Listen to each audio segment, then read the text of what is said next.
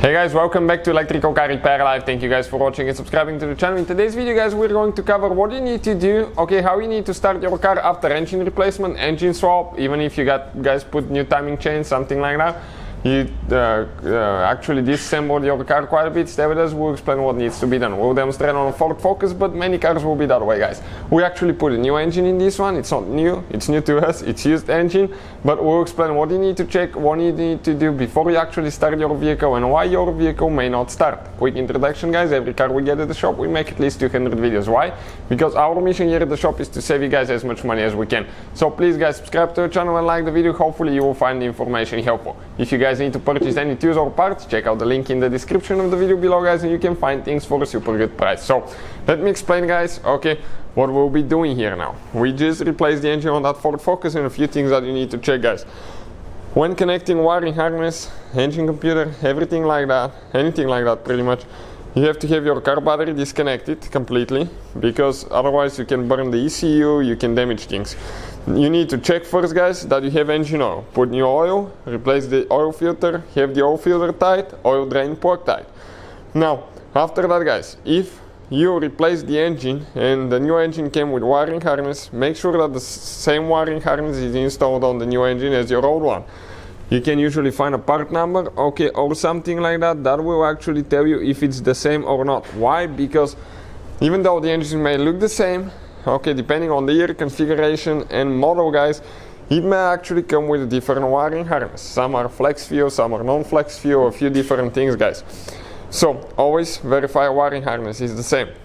Another thing, guys, connect your engine computer. You have to use your old engine computer on most vehicles because you have the security system, the immobilizer, and if you install new computer, your car will not start because the immobilizer will not recognize it. You can actually go around it by replacing the immobilizer from a donor vehicle with the computer, key and everything, but it's way more complicated.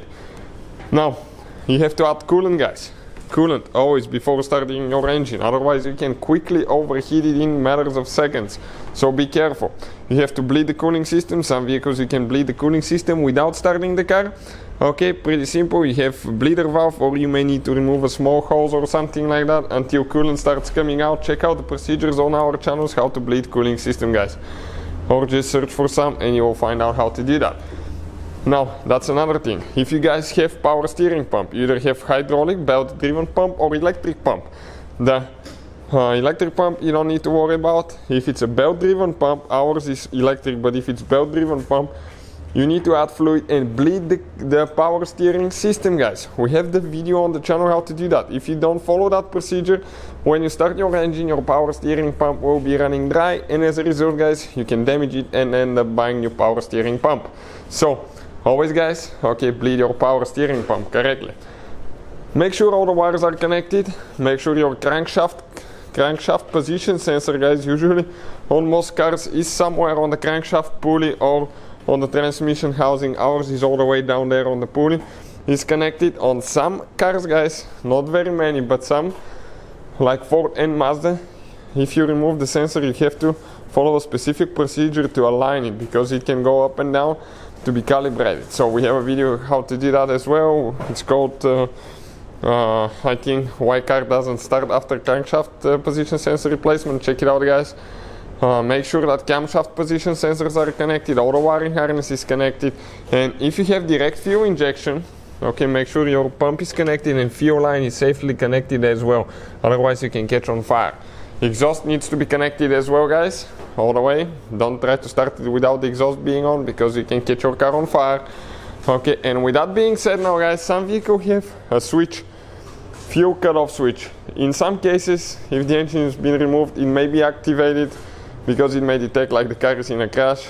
A really complicated thing, but that switch you need to reset it. Search for that. On some models you don't have that switch.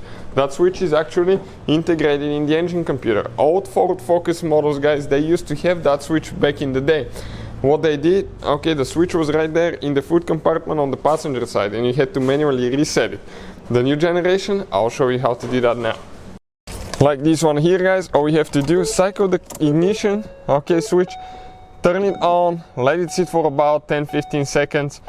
And what you're going to do after that, you're going to turn it off, cycle it a few times, guys, until you hear the fuel pump pumping as well. Usually the fuel pump is under the rear seat, most of the cars, and you'll hear it pumping. Cycle the key at least 10 times after that. That way you're building pressure in your fuel system, because most likely the fuel system is completely empty. So I'll go ahead, okay, and try to start now. Okay, check out what's going to happen now, guys. Nothing. He didn't want to start.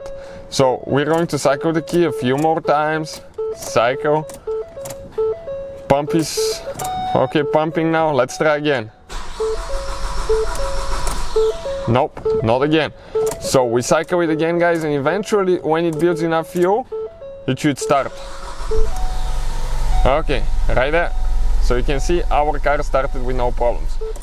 If it still doesn't want to start, guys, what do you need to check?